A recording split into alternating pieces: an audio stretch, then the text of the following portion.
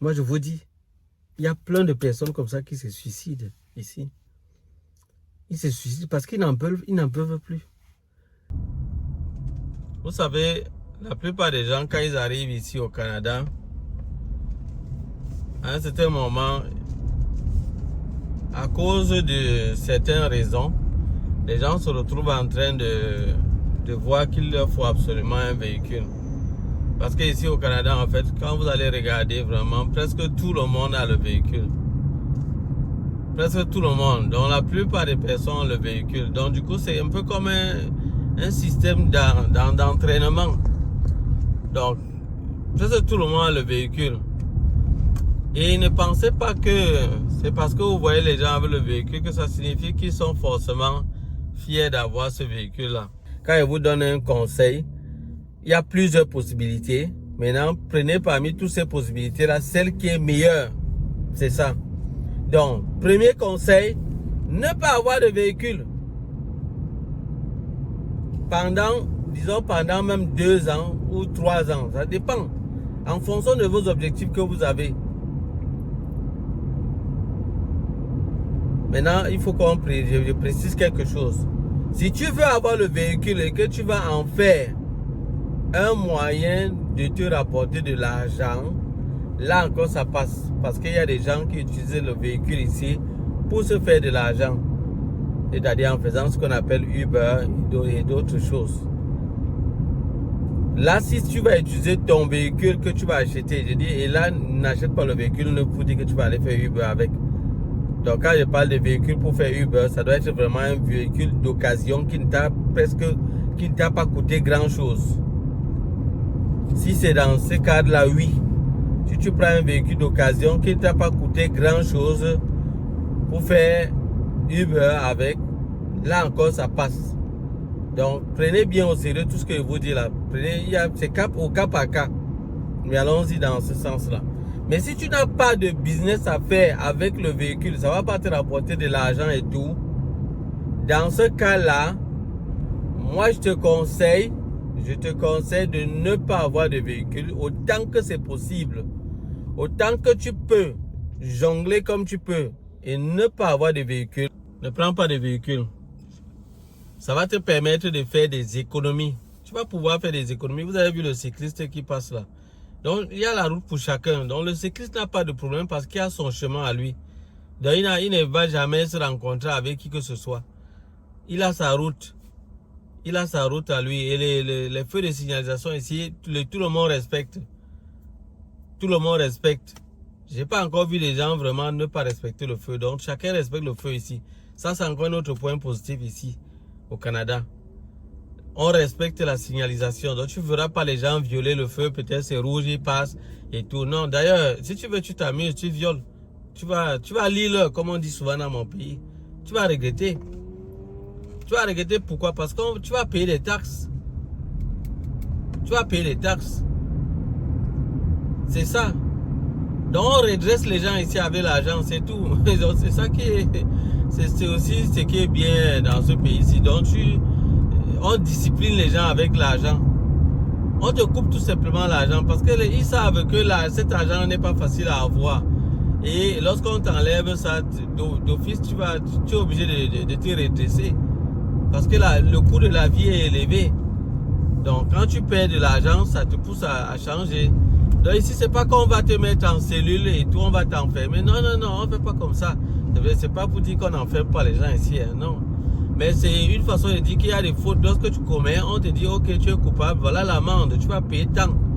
On te dit juste que tu vas payer. Peut-être maintenant, si tu répètes au fur et à mesure n'importe comment, et puis il y a d'autres choses peut-être qu'ils peuvent faire. Mais au départ, tu vas payer. C'est ton argent qui va partir au fur et à mesure. C'est ton argent qui va partir au fur et à mesure. Et plus ton argent va partir, au fur et à mesure, toi-même, tu vas changer de conduite seul. C'est pas quelqu'un qui va venir te dire.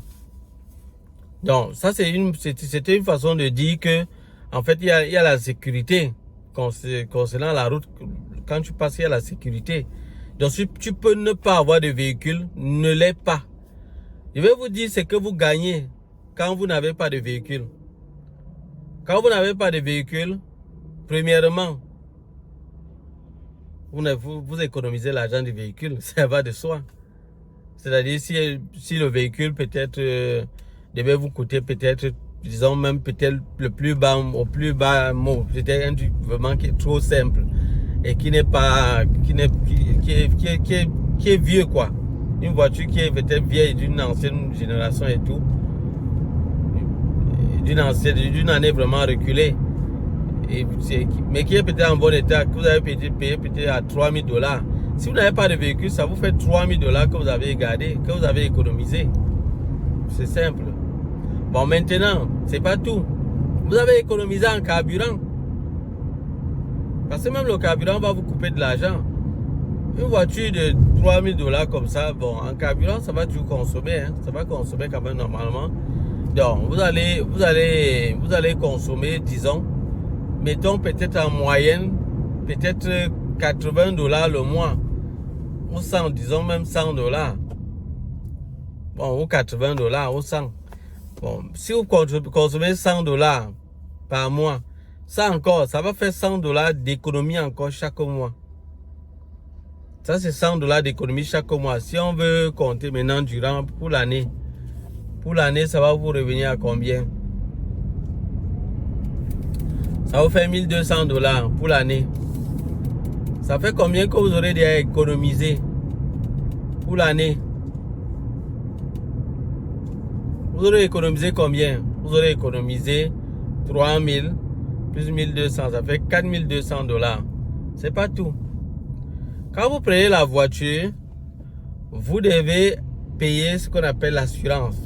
Ici, quand vous conduisez la voiture, vous devez payer l'assurance. Et l'assurance, parfois, va vous coûter peut-être dans les $250. Je prends en moyenne. Ça peut vous coûter dans les $250. Il y a des gens qui payent même 300 et 350. Encore en plus, quand vous n'avez pas... Votre permis est un permis international. Ils vous font payer encore plus. Surtout si vous n'avez pas mis le nombre d'années d'expérience. Je profite déjà pour vous donner ce conseil-là. Quand vous prenez l'assurance ici, précisez. Déjà, même en quittant de votre pays, prenez ce qu'on appelle une attestation d'expérience. On appelle ça quoi? Je crois que c'est non-incident, quelque chose comme ça. Donc, une attestation qui prouve que vous avez conduit sans faire d'accident, sans avoir aucun accident pendant 5 ans. Quand vous prenez ce papier-là, pardon, vous venez avec ça, ça vous permet ça réduit vos frais d'assurance. Parce que quand on sait que vous êtes déjà un conducteur qui a de l'expérience, vous payez moins. Vous payez moins par rapport à quelqu'un qui vient juste de commencer. Bon, ça fait du sens quand même. Ça leur permet de se rassurer que bon, en fait, ils payent, ils se retrouvent en quête, ils garantissent tout problème. Ils se rassurent que bon, vu que vous n'êtes pas expérimenté, il faut déjà peut-être prévoir tel montant pour couvrir les charges s'il y a un problème. C'est juste ça. Ils réfléchissent dans ce sens. Donc si vous êtes expérimenté, moins vous allez payer en assurance. Vous allez payer moins. Donc, en quittant le pays, moi je vous dis, prenez ce papier-là. Prenez ce document. Prenez ce document qui prouve que vous avez au moins 5 années d'expérience. Si vous avez vraiment ce nombre d'années-là. Prenez ce document, ça va vous aider. Bon, c'est pas qu'ils vont vous demander ce document, mais ce document va vous aider au cas où, au cas où il y a un incident, où il y a un problème. S'il y a un problème, ce document-là va vous aider. Vous allez devoir utiliser ce document pour certifier que oui, effectivement, vous aviez ce nombre d'années. Parce que si vous avez un incident, ils vont vous dire que mais vous aviez dit que vous avez tel nombre d'années. Venez avec le document, on voit maintenant, avant d'avancer. Là, si vous ne produisez pas ce document, ils vont vous faire payer normalement les frais que vous deviez payer normalement. Donc, venez avec ce document. Bon, maintenant, on va prendre ça c'est ce que, je disais cela pour vous dire qu'au niveau de l'assurance, vous allez payer. Vous allez payer. Et les frais d'assurance s'élèvent au minimum à $250, peut-être, disons, de manière moyenne, $250 par mois. Mais si on veut calculer $250 pour l'année, ça fait combien? Vous multipliez ça par 12. 250 fois 12, ça vous fait combien? Je crois que ça fait 3000. Ça fait 3000 $. On était déjà à combien? On était à 4200 $. Plus 3000. Ça fait combien, les amis? Vous pouvez calculer, hein? Vous pouvez calculer. 3200, 4200, plus 3000. Ça fait 6200. Donc, si vous n'avez pas le véhicule, vous épargnez déjà 6200 $. 6200.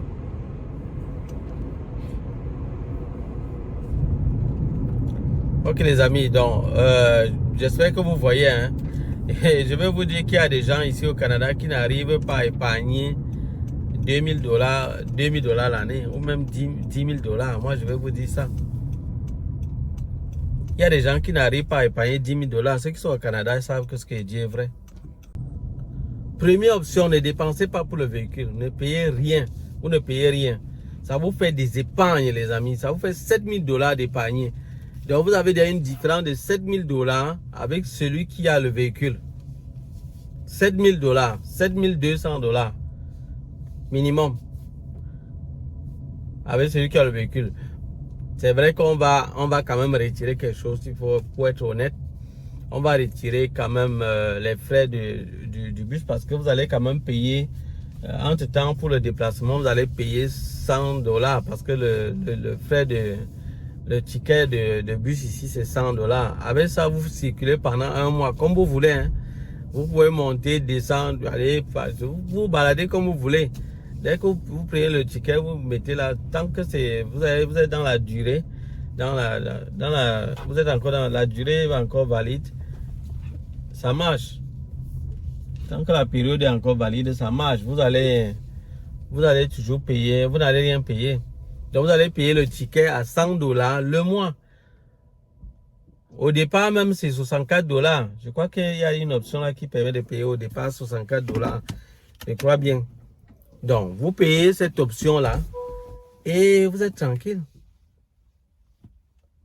Vous êtes tranquille. Vous voyez un peu. Donc moi je vous dis franchement, moi je vous donne des bons conseils. Vous allez réfléchir, vous allez prendre ce qui vous convient. Moi je vous dis ce qui va vous permettre d'être tranquille. Et si vous écoutez ces conseils, vous allez voir que vous allez être vraiment bien. Vous allez être sans stress. Vous n'allez pas avoir de stress. Pendant que les gens vont pleurer, ils vont pleurer, laissez-les pleurer. Il y a beaucoup de gens ici que vous allez voir dans des véhicules, dans des choses, des véhicules vraiment luxueux. Et ils sont vraiment à l'aise, mais pourtant ils sont en train de souffrir. Donc ce n'est pas tous ceux que vous allez voir être dans des situations pareilles qui sont vraiment à l'aise. Pas du tout. Pas du tout. Il y a des gens qui sont peut-être à l'aise parce qu'ils ont les moyens, ils ont déjà mis du temps ici et ils ont les moyens de le faire. Soit ils sont venus, ils ont vraiment les moyens de faire cela. Là, n'imitez pas ces gens-là parce que ces gens ont déjà des moyens financiers et ils peuvent s'offrir ce qu'ils veulent. Ça ne change rien pour eux. Ça ne change rien. Mais toi qui viens et tu veux te battre, tu es venu parce que tu veux te battre, tu veux t'en sortir. Là, toi, tu dois réfléchir. Toi, tu dois réfléchir. Sinon, tu vas regretter. Sinon, tu vas regretter. Donc, si on enlève les 100 $ le mois, ça fait 1200 $. Oui, si on enlève ça, on suppose que c'est le talent du carburant aussi. Ça veut dire que tu auras, puisque c'était 7200, tu auras 6000 $ que tu as déjà épargné l'année. Déjà, ça, je ne compte même pas encore les épargnes que tu pourras faire par mois. Au moins, si tu as enlevé une charge inutile. Tu as enlevé une charge inutile. Que tu dois te mettre comme ça, pour rien. Ok. Maintenant, la deuxième option que je vous donne, c'est-à-dire si vous ne pouvez vraiment pas vous abstenir de véhicule, ça peut arriver. Moi, je ne peux pas vous condamner, je ne peux pas. Ça dépend de vos moyens donc, et de votre situation dans laquelle vous êtes. Si vous ne pouvez pas avoir, éviter le véhicule. Quand je dis véhicule, moi, j'enlève tout, le vélo, la moto, tout ça. Si vous ne pouvez pas éviter ça, la première option que je vous conseille, c'est regarder le côté vélo. Si vous savez conduire le vélo. Regardez le côté vélo. Parce que celui qui va à pied et celui qui va à vélo, les deux ne sont pas dans la même situation. Celui qui va à vélo va aller plus vite.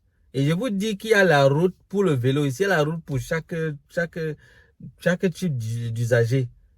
Il y a la route et il n'y a aucun souci. Donc, c'est pas comme dans certains pays où, quand tu circules avec le vélo, franchement, c'est très grave. C'est pas évident. Il y a l'embouteillage, il y a vraiment tellement, c'est pas évident. À tout moment, on peut te bousculer. À tout moment, tu peux entrer dans un trou. Ce n'est pas comme ça ici. Je vous ai dit que c'est l'avantage qu'il y a ici, c'est que tu as le vélo. Tu vas circuler normalement. Donc, tu vas quitter et arriver à ton lieu de service sans aucun souci. Et il y a l'endroit pour garer les vélos. Donc, vous voyez que on a déjà tout prévu. Ils ont tout prévu. Eux-mêmes, ils savent que ce n'est pas évident pour tout le monde d'acheter le véhicule, d'acheter peut-être une voiture. Et voilà pourquoi ils mettent l'endroit pour garer les vélos. Donc, il y a l'endroit pour garer le vélo. Donc, si toi, tu viens avec ton vélo, on va te dire, voilà, ton stationnement là-bas. Tu vas, tu stationnes, tu gares ton vélo. Tu sors, tu pars travailler. Qui va se plaindre? On s'en fout. C'est ce qui me plaît encore ici au Canada. Ici au Canada, on s'en fout. Donc, chacun fait ce qu'il a à faire. On s'en fout. On ne cherche pas. Les gens ne sont pas là pour regarder ta vie. C'est peut-être quand vous êtes dans les petites communautés là. Voilà pourquoi moi, je vous dis, faites attention à vos communautés là dans lesquelles vous entrez. Les gens vous ont déjà dit ça suffisamment, mais j'insiste encore là-dessus. Surtout pour ceux qui sortent de l'Afrique. Ceux qui sortent de l'Afrique, faites attention à vos communautés dans lesquelles vous entrez. Vous entrez dans des communautés. Ah non, c'est le groupement de ma communauté Bansois, du côté des Eton, et ceux du centre sont ensemble, ceux peut-être du littoral sont ensemble, ceux peut-être de telles régions ils sont ensemble. Oui, faites attention. Faites attention. Il ne faut pas vous retrouver dans ces petites communautés. Vous allez entrer là-dedans et c'est là-bas que vous allez retrouver votre malheur parce que les gens vont vous donner des mauvais conseils et pour vous égarer. Pour vous égarer. Donc, il vaudrait mieux être seul que mal accompagné. Cette phrase-là, celui qui a dit ça, il n'a pas dit ça pour rien. Franchement, il avait très bien réfléchi. Parce que, au lieu d'être avec quelqu'un qui va te donner un mauvais conseil et tu vas entrer dans un trou, c'est mieux d'être avec quelqu'un c'est mieux d'être seul. Ça, c'est là au moins, tu n'auras pas le mauvais conseil là. Et tu vas éviter le trou. C'est ça. C'est ça. Vous voulez vous entourer des gens, la chaleur, vous dites non, il me faut la chaleur, il me faut des gens avec qui je vais taper les divers, mais dans tout ce que tu vas taper comme divers là, il y aura aussi des choses qui peuvent être toxiques pour ta vie et qui peuvent te mener dans un trou où pour sortir, ça sera difficile. Mais ces divers ne vont pas t'aider. Dans la réalité, ces divers ne vont pas t'aider. Tu n'auras même plus envie d'aller taper les divers puisque tu seras dans un trou, dans un piège. Et maintenant, pour sortir, ce sera difficile pour toi. Ce sera difficile. Donc, du coup, c'est mieux d'éviter. C'est mieux d'éviter. Tu peux mettre ça en deuxième priorité ou en troisième, même en quatrième. Ce n'est pas un problème. C'est pas un problème. Donc, il ne faut pas toujours se dire, non, il me faut absolument. Non, non, pas du tout. Ce n'est pas quelque chose d'indispensable. Non, ce n'est pas indispensable. Donc, c'est ça. Donc, si tu veux avoir un véhicule, peut-être la deuxième option encore, un truc pour te déplacer, pense au vélo. Pense au vélo. Il y a des gens qui circulent avec le vélo aussi. D'autres qui circulent avec le vélo parce qu'ils sont déjà coincés. Donc, ça dit il est entré dans le véhicule. À ce moment, c'était difficile. Il n'a même pas pu rembourser l'argent du prêt. On a récupéré le véhicule. Il est déjà en train toujours de rembourser ce véhicule. Et je vous rappelle, il y a des trucs que vous payez en du préfinancement là. Ils ont déjà calculé ce qu'ils vont gagner. Les papiers que vous signez là, le jour là, vous signez les papiers, vous mettez à signer, vous dites non, non, non, il n'y a pas de problème, c'est correct. C'est que tu signes là, non, c'est juste pour dire qu'avec ça, c'est bon, c'est correct. Non, non, tu n'as rien là, tu n'as pas besoin de tout lire là. Tu signes, tu signes. Tu ne lis même pas ce qui est dessus. Oh, tu es en train de signer comme ça ton arrêt de mort. On te coince. Demain, dès que tu dis je ne peux pas payer, ils disent que bon, ok, on récupère le véhicule, bon, tu vas nous payer juste ce que tu nous dois. Là, ça va, tu ne vas pas payer grand-chose. Là, ils vont te couper. Peut-être, prenons le cas où le véhicule coûtait même et c'est pas 20 000 dollars, 30 000 dollars. Parce que là, quand vous faites les préfinancements, vous retrouvez en train de payer plus que le montant, c'est-à-dire le quoi, 4 fois, 5 fois, 6 fois, ou même 7 fois le prix du véhicule. Du véhicule que vous aurez pris votre argent comme ça à les payer. On va y arriver. On va y arriver. Moi, je vais vous dire tout ce qui est là. Toutes les vérités, tout ce qui est cru. Et moi, je vous dis, partagez cette vidéo aussi. Partagez les vidéos pour que ça atteigne le maximum de personnes. Il faut que les frères ne tombent plus dans le piège. Beaucoup de gens viennent ici au Canada et ils tombent dans les trous et ils veulent que les autres tombent pareil. Ils veulent que les autres fassent la même erreur, commettent les mêmes bêtises. Parce que les autres qui sont au pays, quand ils le voient ici, ils ont les envies et tout, ils veulent venir. Et maintenant, vu que lui, il est tombé dans le trou, il se dit, quand l'autre va venir, il faut aussi qu'il tombe, il faut aussi qu'il tombe. Mais c'est pas bien. C'est comme ça que parfois, même les bons conseils de ces personnes qui vous accueillent ne sont pas prêts parfois à vous donner les bons conseils. Parce qu'ils se disent, tu as les bons conseils, tu vas réussir. Et tu vas peut-être être à l'aise, plus à l'aise que lui. Et peut-être demain, on va se moquer de lui en disant que, mais toi, qu'est-ce que tu foutais là-bas depuis? Que voilà, tu es là depuis 5 ans, 6 ans. Tu n'as même pas pu faire ceci. Ou bien quand il y a peut-être tel problème, celui qui est là depuis 6 ans, il n'arrive pas à intervenir pour résoudre le problème dans la famille. Celui qui est là peut-être, il y a cela peut-être 2 mois, 4 mois, disons 1 an. Lui, il parvient à résoudre des problèmes. Il parvient à réaliser des choses. On dit, mais toi qui étais là depuis, tu vois, qu'est-ce qui se passe? Tu vois, il aura du mal à se justifier. Parce qu'il est tombé dans les pièges. Il est tombé dans les pièges. Maintenant, pour sortir, c'est difficile. Il est coincé. Qu'est-ce qu'il va faire? Vous comprenez un peu, les amis? Donc, moi, je vous dis ces choses vraiment dans votre intérêt. Faites attention. Faites attention. Si vous voulez vraiment immigrer et réussir, vous devez prendre en considération tout ce que je vous dis là. N'avancez pas comme un aveugle, c'est-à-dire vous avancez seulement, vous êtes là dans votre esprit, vous êtes dans une bulle. Ne restez pas dans une bulle. C'est que le jour que vous allez avoir un choc ici, au Canada, on risque de vous amener à l'hôpital, on va mettre diagnostic, idée suicidaire.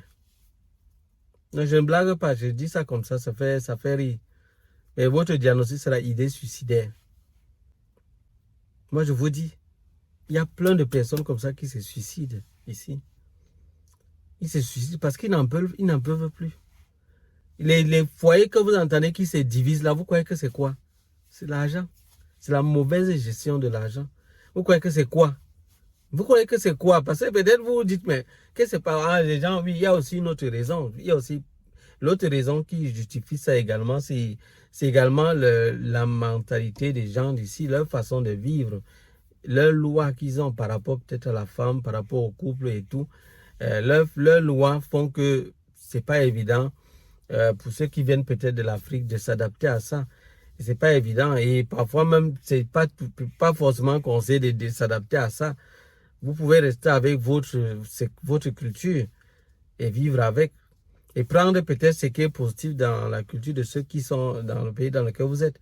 Vous prenez ce qui est positif, vous rejetez ce qui ne sert à rien. Mais en gros, vous faites tout ça comme ça, en vous disant, enfin, vous êtes venu au paradis, vous êtes libre. Non, c'est pas au paradis là. C'est pas forcément bien. C'est pas forcément bien. D'ailleurs, il y a beaucoup de choses mauvaises dedans. Hein? Il y a beaucoup de gens qui se séparent à cause de ces deux raisons. Les deux raisons principales, c'est vraiment ça. Il y a la mauvaise gestion financière qui pousse les gens parfois à se séparer. Ça ne fonctionne plus, ça ne va plus, ils ne s'entendent plus. Parce que les charges sont lourdes et maintenant chacun veut tirer la couverture de son côté. Ils n'arrivent pas à s'entendre pour pouvoir supporter tout ça. L'autre a induit l'autre en erreur, ainsi de suite. Et puis ils entrent, et puis à un certain moment, ça chauffe, ils n'en peuvent plus avec la pression des charges, la pression financière et tout. Et ils sont en train de travailler parce qu'ici au Canada, le travail ne blague pas. Surtout quand vous ne comptez que sur le travail que vous faites pour des structures. Donc ça ne blague pas. Vous allez vous retrouver en train de vraiment d'être sous la pression. Et si à la maison, vous avez encore de la pression, mais imaginez, vous allez vous retrouver où là? Mais soit vous allez vous retrouver en train de divorcer, soit vous pouvez vous retrouver en train de tomber dans la dépression. Donc les amis, moi je voudrais vous éviter tout ça. Vraiment, ceux qui ont des témoignages pareils, je vous en prie, mettez en commentaire. Mettez en commentaire. Je ne dois pas être le seul qui en parle. Mettez en commentaire pour que les gens comprennent que c'est réel. S'il vous plaît, je vous en prie, mettez en commentaire. Et si vous êtes nouveau sur la chaîne, abonnez-vous s'il vous plaît. Si vous n'êtes pas encore abonné, likez le contenu pour qu'on soit référencé. Et qu'au fur et à mesure, la vidéo porte et que ça atteigne le maximum de personnes. J'aimerais que ça atteigne le maximum de personnes afin que plusieurs personnes aient les yeux ouverts. Ce n'est pas seulement les Africains qui arrivent ici et tombent dans des pièges. Même les Européens, même d'autres personnes d'autres pays, ils tombent dans des pièges, les amis. Il n'y a pas que les Africains. Il n'y a pas que les Africains. Il y a plusieurs qui tombent dans les pièges. Ça ne laisse personne. Donc, si vous pouvez vraiment, par rapport au véhicule, allez-y, crescendo. Commencez. Si c'est peut-être le vélo, allez-y, si c'est possible. Donc, allez-y, comme je vous le dis là, vraiment, prenez ça au sérieux. Maintenant, si le véhicule, le vélo, c'est vraiment pas possible, pensez à la moto. Vous pouvez vous former, vous pouvez apprendre à conduire la moto. Vous passez le permis de conduite pour la moto et vous fonctionnez avec. En attendant d'avoir la moto, vous vous battez comme vous pouvez. Vous vous battez comme vous pouvez. C'est parfois quand vous ne voulez pas réfléchir pour résoudre un problème, que vous prenez n'importe quel genre de solution. Réfléchissez, vous allez voir qu'il y aura des solutions. C'est possible. Ne soyez pas pressé. N'ayez pas le goût de la facilité. Vous voulez vite résoudre un problème. Non, ce n'est pas comme ça. Les raccourcis. Tous les raccourcis ne sont pas toujours bons. Donc, allez-y sur l'option moto. Si vous pouvez bien conduire la moto sans faire de problème. C'est bon. Ça va toujours vous faire beaucoup d'épargne. Parce que la moto consomme moins que la voiture. On le sait. Ne prenez pas. C'est vrai qu'il y a des motos qui consomment aussi beaucoup. Prenez une moto qui consomme moins. Et vous serez un peu tranquille. Maintenant, si jusque-là, ça ne tient pas, je vous ai dit, prenez étape par étape. Allez-y côté véhicule. Maintenant, si vous voulez donc vous acheter un véhicule, moi, je vous conseillerais premièrement d'acheter un véhicule d'occasion que vous allez prendre votre argent, cash et remettre à la personne. Prendre votre véhicule. Maintenant, vous devez faire attention.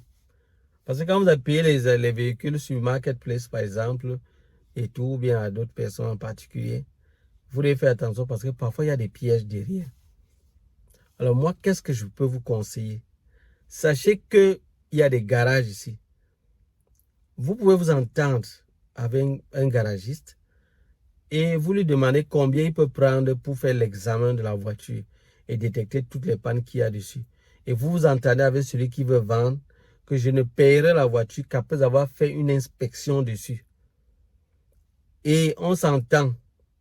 Si le montant est élevé par rapport à la panne qu'il faut résoudre, nous divisons le montant en deux. Moi, je vous assure que si la personne est honnête, il va accepter.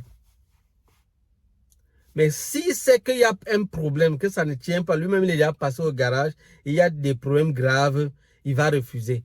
Vous aussi, fuyez. Voilà des petits moyens pour discerner les bandits. Fuyez. Arrêtez, ne vous laissez pas emballer, fuyez. Courez simplement, prenez vos babouches, vos chaussures, vous courez. Vous quittez de là. Alors ils vont vous faire le chantage. Je me rappelle, il y a un de mes frères qui m'a demandé de l'accompagner pour prendre son véhicule.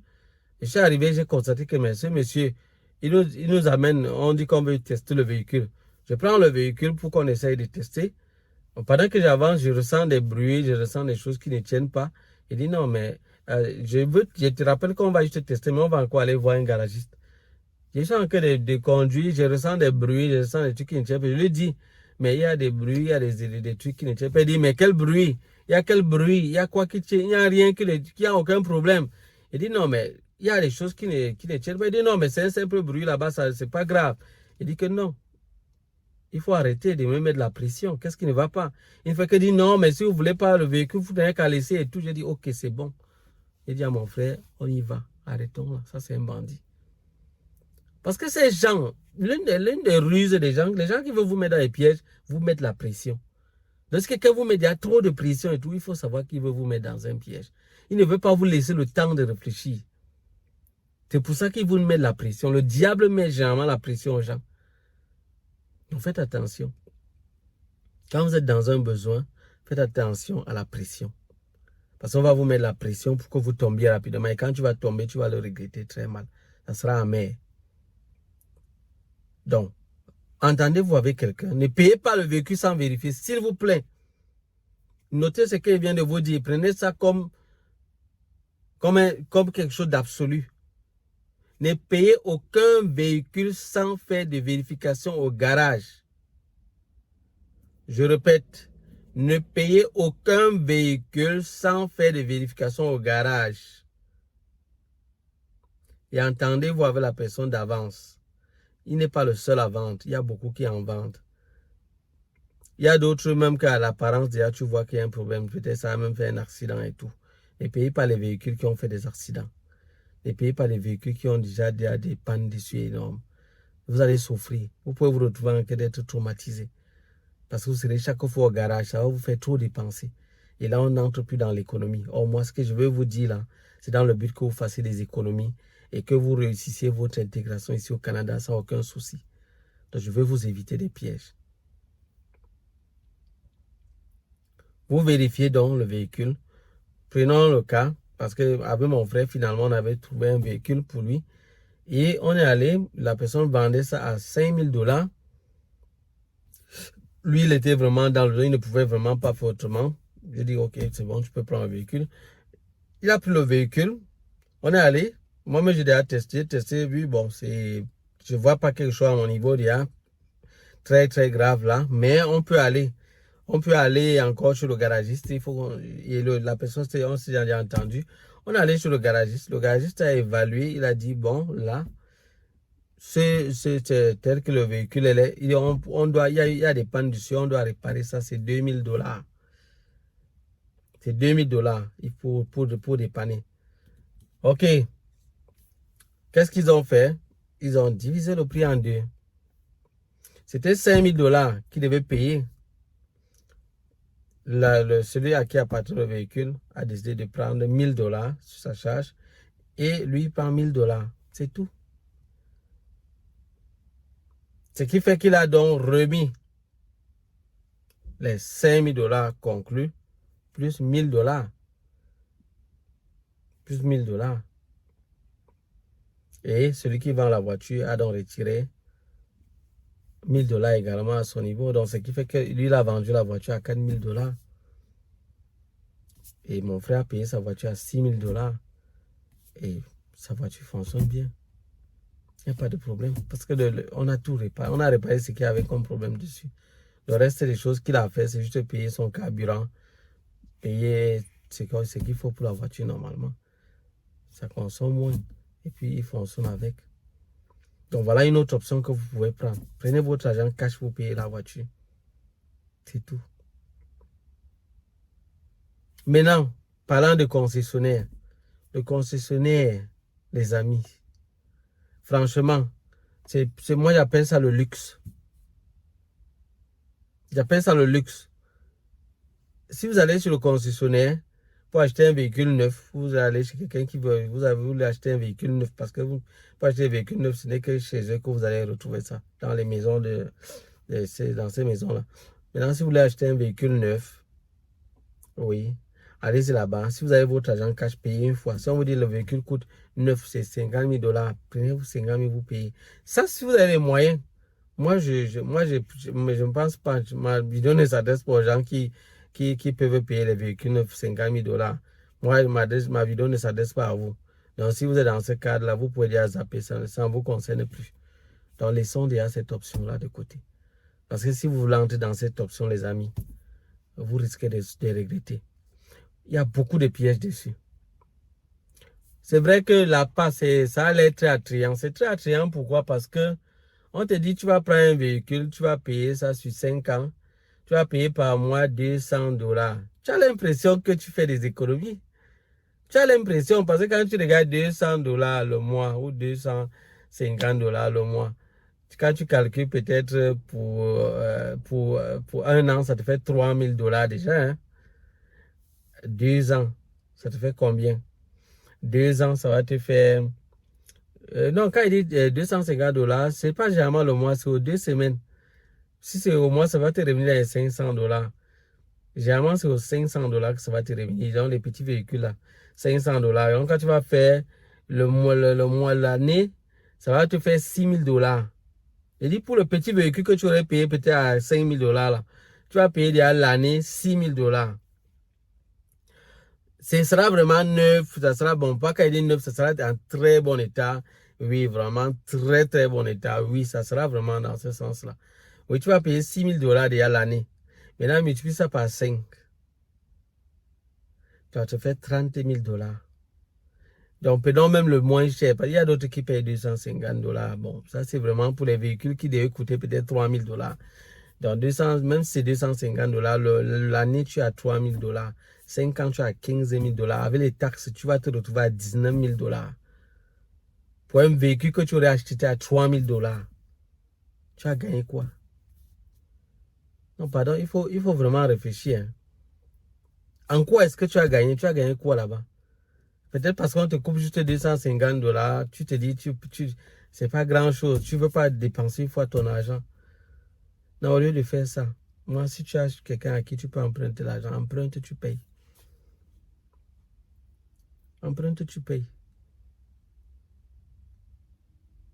Sinon, en venant ici, prépare-toi. Donc, pour ceux qui ne sont pas encore ici au Canada, préparez-vous par rapport à ce que je vous dis là. Préparez-vous. Et si vous voulez payer le véhicule, s'il vous plaît, comme je vous ai dit, allez au garage. Allez au garage. Mais je ne vous dis pas de payer le véhicule comme ça, non. Ne prenez même pas quelqu'un pour dire, j'ai mon ami, il peut venir juste vérifier comme ça, sans passer par les appareils et tout. Ne faites pas ça. Ne faites pas ça, les amis. Donc voilà quelques éléments que je voulais vous donner pour que la vidéo ne soit pas trop longue. Je vais m'arrêter là. Dans tous les cas, j'aurai toujours des choses à vous dire pour vous éviter des pièges ici au Canada. Donc vraiment, bonne chance dans votre projet d'immigration. Que la grâce de Dieu soit avec vous. Priez vraiment beaucoup. Vraiment, soyez patient. Soyez réfléchis. Prenez tout au sérieux. Prenez tous les conseils au sérieux. Essayez de réfléchir. Mettez tout sur la table et faites tout en fonction de vos moyens, de votre budget, de vos objectifs que vous avez. Faites tout en fonction de cela. Donc, ce sera tout les amis pour cette vidéo. On se dit à bientôt pour d'autres vidéos. Bye bye.